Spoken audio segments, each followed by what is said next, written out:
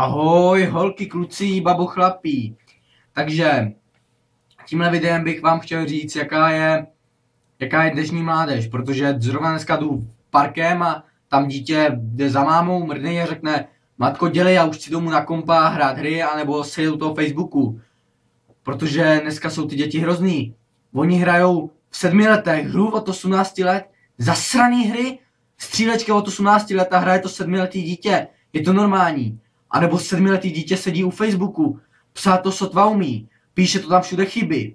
Je to jako tohleto normální pouštět 7letý dítě v Facebooku. Dřepí tam u toho celé na kvejce. Pak mají propadlý hrudníky Facebookáři. A divěj se, že pak vůbec nemá žádnou kondičku, nic, protože pak když neudejhají, ještě to pak kouří. Od 12 a vejš. Někdo kouří už i v 8 tyhle ty haranti, co jsem včera koukal. No jako je to otřesně a to je o tom, že jim to ty rodiče dovolej.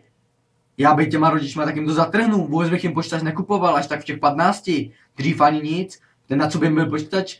Na co jim byl počítač v 8 letech, aby seděli u Facebooku, aby tam psali statusy typu jdu se vychcet a za 5 minut jsem tady.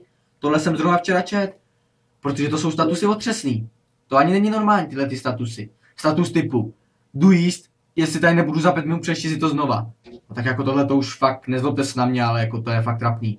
Takže tímhle chci říct, nenechávejte sedět vaše děti u Facebooku a nenechávejte, prostě nenechávejte, takže zdá.